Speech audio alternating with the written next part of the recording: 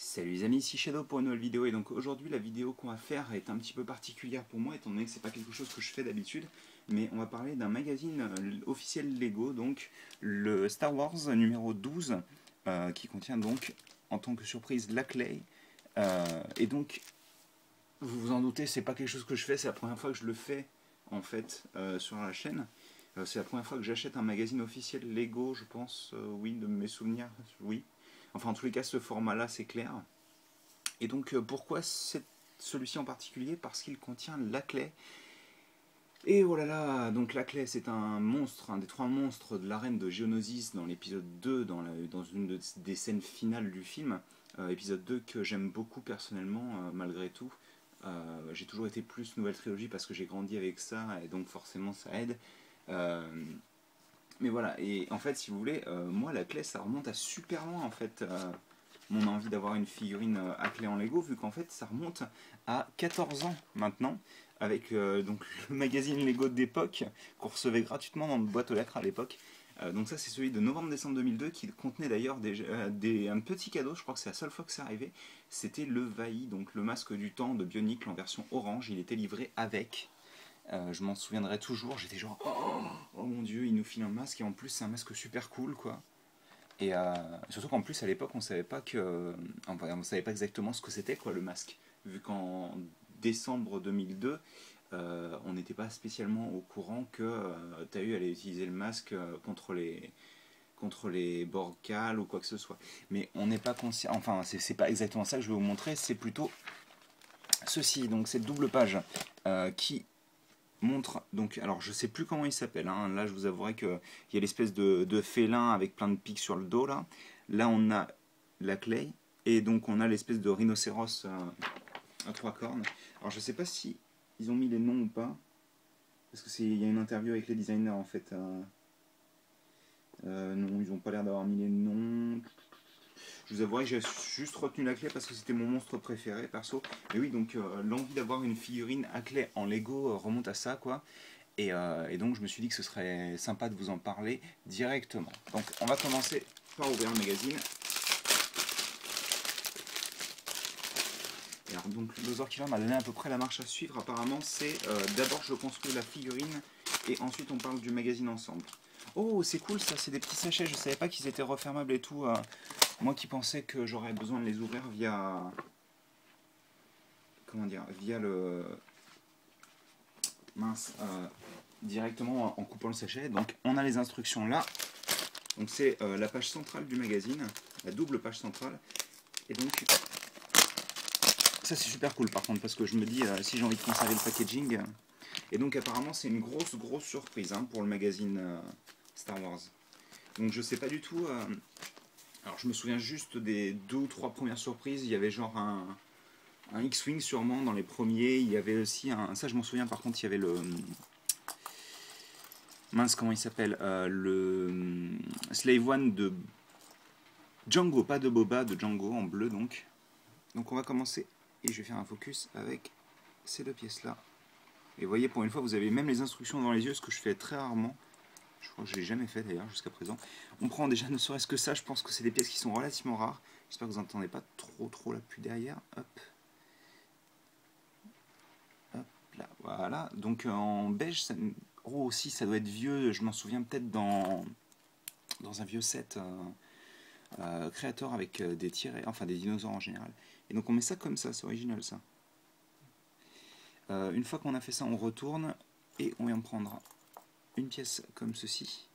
Alors d'après ce que j'ai lu sur Brickset, il y a beaucoup de pièces qui sont relativement rares dans ce set, donc c'est encore mieux. Donc on a ça, on prend une tile de bateau comme ceci. Là, on vient placer donc juste un petit assemblage donc avec cette pièce là et celle-ci. Et ça déjà je sais que c'est rare cette pièce puisque la première fois qu'elle est apparue, si mes souvenirs sont bons, c'est dans le véhicule de le petit robot, le petit mecha de Lloyd qui était une exclusivité à un magazine Brickmaster donc sorti en août dernier. Premier Brickmaster que j'achète depuis très longtemps d'ailleurs. Premier Brickmaster que j'achète dans ce format en tous les cas. Alors ensuite on a un mini assemblage avec deux pièces déjà assemblées mais qui ne vont pas exactement là. Elle va là la pièce. Derrière on aura plutôt une pièce une par une, classique, donc en carré. Au-dessus, on va venir placer ceci. Sur les côtés, ah bah ça à mon avis c'est rare aussi. Hein. Cette pièce avec, donc c'est une 1 par 2 avec un clip au-dessus d'un des tenons, enfin à la place d'un des tenons quoi.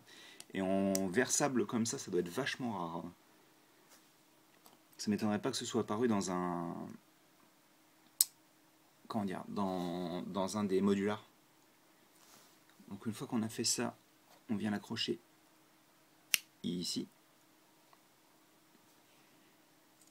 Ensuite, on vient faire la couronne, je dirais, avec donc une pièce. Encore une fois, ça, je pense que c'est relativement rare, ce qui est toujours très cool, je trouve. Hein.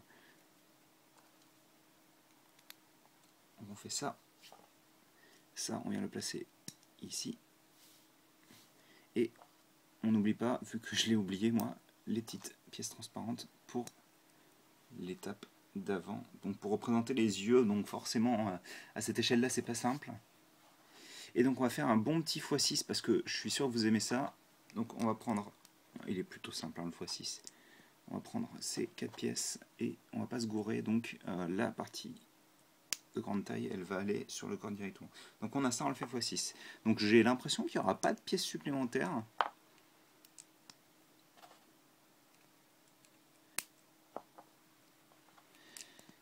Enfin moi ça me fait très plaisir en tous les cas de faire la clay, personnellement.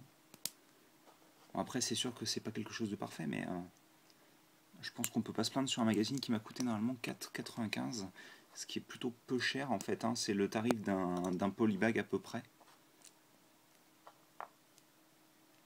Donc c'est plutôt sympathique d'avoir un personnage qui est quand même assez important dans la saga, hein, qu'on n'a jamais eu en Lego avant. Ou peut-être sous forme minuscule dans un calendrier, mais je m'en souviendrai pas dans tous les cas. Donc on va assembler les 6 pattes. Alors c'est un petit peu dommage pour le coup que les 6 soient identiques, puisque je rappelle, les pattes à l'avant de la clé c'était aussi des pinces, un peu des pinces de crabe. Donc bon, c'est sûr que c'est dommage que ne serait-ce qu'elles ne puissent pas pivoter vers l'avant, quitte à ce qu'elles soient identiques. Mais bon, très franchement, encore une fois, c'est pas quelque chose d'extrêmement important, je pense. Surtout pour un modèle qui est au final un modèle entre guillemets gratuit hein, dans le magazine. Attendez, j'essaie de lui mettre une pose correcte. Je me demande si on peut... Attendez. Ah bah voilà. On peut lui mettre une pose à 4 pattes avec les 2 pattes avant levées. Ce qui fait qu'on a l'impression en effet qu'il peut s'en servir comme outil d'attaque, on va dire. Plutôt sympatoche, hein, franchement. Une bonne taille aussi. Alors est-ce que j'ai une figurine qui traîne? Ouais, ce sera Agent 13. Hop. Alors elle est peut-être un tout petit peu trop petite. Mais elle est pas loin de l'échelle, je pense. Hein. Bref, on va pousser ça. Et je vais vous parler un petit peu du magazine tout de même. Hop. Alors, déjà je vais refaire un focus. Alors, je vais tenir la caméra plutôt, ce sera plus simple. Donc rapidement, là ça a l'air d'être le sommaire. Donc il y a 2 BD, il semblerait. Donc ça nous parle de la clé, très bien. L'effrayante créature de Geonosis. Donc hauteur 3 mètres. Ah, on n'est pas loin, hein. On n'est pas loin. 1,2 tonnes, bah purée. 6 pattes et 3 yeux, ouais, d'accord. 49 pièces Lego, c'est quand même impressionnant, 49 pièces Lego. Hein. Donc on a la BD, donc... Alors ça parle de l'Empire, j'ai l'impression... Ouais, c'est un peu bizarre. Ah, c'est un musée, ok, d'accord.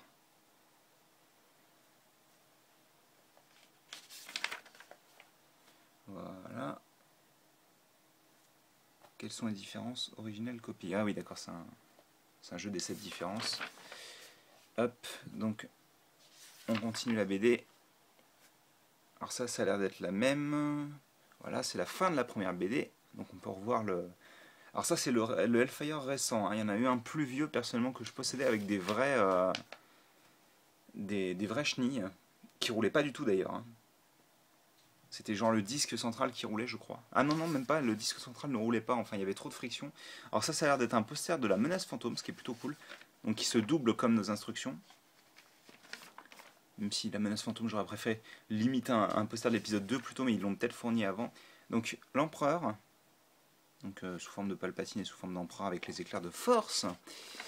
Hop, et là on a une BD Rebelle contre Rebelle, donc là pour le coup c'est de la série Rebels, on a Ezra, on a, je crois que c'est Kanan, j'ai pas retenu le, bah c'est marqué, Kanan.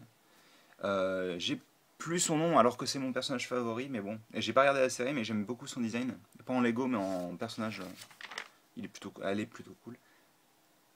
Donc voilà. Ça a l'air d'être la fête, hein. Oh tiens, qu'est-ce qu'il fait là, Boba? Donc apparemment ils sont en train de se battre pour une mallette, j'ai l'impression. Oh oui d'accord, carrément, c'est un AT... CDTT. Oui bah il donne le nom français je suppose. Un inquisiteur j'ai l'impression. Alors j'ai pas du tout regardé Rebels, hein. Très franchement, j'ai dû regarder une scène avec un personnage qui apparaissait déjà dans Clone Wars. Donc hop, un petit jeu labyrinthe qui pourrait très bien se doubler en tant que jeu labyrinthe pour... Ah d'accord, c'est le puits du Sarlac, forcément avec, avec Boba. Donc des dessins que vous pouvez sûrement envoyer vous-même. Et la surprise de la prochaine fois, ce sera un T-Bomber, donc le bombardier T, ou taille, comme vous préférez. Ça a l'air d'être plutôt cool parce que déjà vous avez une pièce imprimée. Après, moi, c'est pas trop mon vaisseau préféré, donc... de manière, les tailles en général, c'est clairement pas mes vaisseaux préférés.